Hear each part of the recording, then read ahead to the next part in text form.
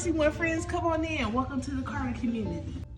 Hi, this is our SEL welcome station. So, at the station, we do things in steps when we come to the classroom. I ask that the kids get ready by going to the bathroom or getting a drink of water before class starts. That way they won't miss seat time. They have to put their bags at their workstations, grab any essentials, and we'll get to that later. Greet their neighbors and Miss Carter. One of the things I wanted to point out is our SEL box, and SEL stands for Social and Emotional Learning. So I told the kiddos that if they have any concerns, any questions, any needs, if they want to just say, hey to Miss Carter, anything like that, they can put a note in the box and I will check it every week. Kids are encouraged to do that because social emotional learning is a big proponent of what we do here at Hyatt Middle School. So I took the liberty of pulling a few slips out, and I just want to read a couple. I have a friend that says, this community member said, this class needs to be longer, which is so funny. And then I have someone who said, I am hungry in 5th and 6th period. So we'll talk more about these in a little bit. One of the most important things that we have established in the Carter community is our community contract. And so the first day of school, upon meeting the kids, we had conversations about what they feel is important to them, receiving instruction as a teacher, and then I reciprocated that question and what are the things they feel like I can expect from them as students. So everything that you see in the blue words like respect, care, kindness, communicate, protect, faithful, they even said no swinging, meaning no swinging on each other, no disrespect, no yelling.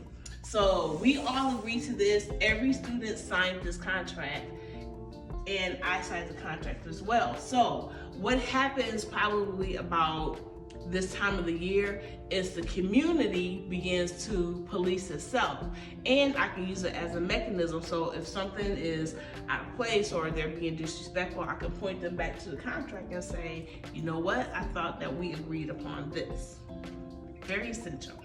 These are our assignment charts, and so each week we have a new learning cycle, and the students complete the learning cycle, they get a sticker by their name and the date. So as you can see, we have worked our way up to 12/6, and they can tell if they're missing something, then they need to come and see me, and that will be either reading, writing, comprehension work, or vocabulary work. So if they see a sticker here, they can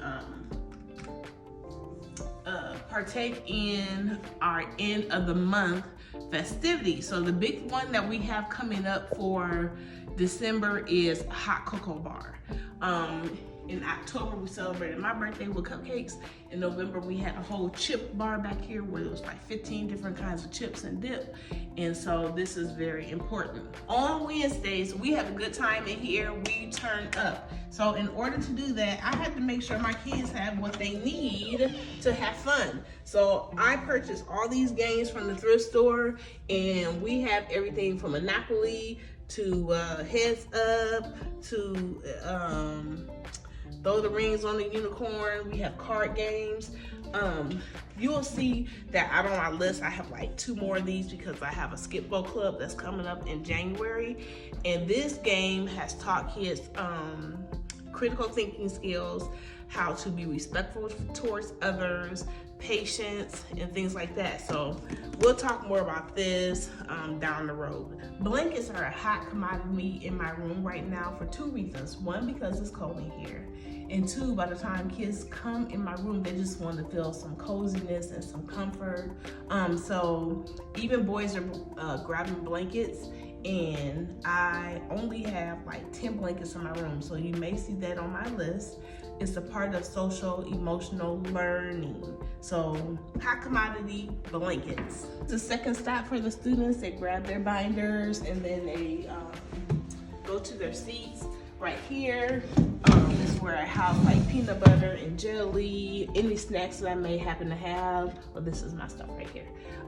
Bread, and snacks that I may have because I feed children, especially in the 6th and 7th period, because kids start eating lunch at 10:45. But by the time they get to me, they're hungry. So I provide snacks and sandwiches to kids. I have other needs for the classroom, Kleenex and things like that, my cleaning supplies. I have tea for myself. I have a microwave for the kiddos, just in case they need to warm up things like ramen noodles, stuff like that, and for myself, of course, for lunch. I'm very excited to talk about this. This is our Kindness Cafe that will be actually starting tomorrow. This came about because last week I heard kids just tearing down each other with their mouths, and it made me upset, and I came up with this brilliant idea in the middle of the night. So how it works is, if you are kind and I see it, you'll receive a heart from me for 25 points that goes up on the rewards board. I will tell them why they're getting a heart for the act of kindness, and then on Friday, the baristas, which will be 2 students, will serve them hot cocoa. This is our SEL section of the room where kids have needs.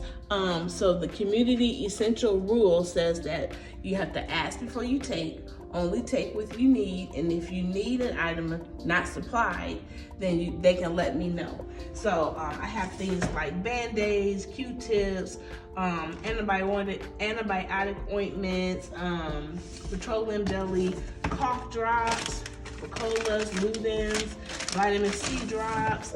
I have down here, I have things like hair ties, which it looks like all the hair ties are gone.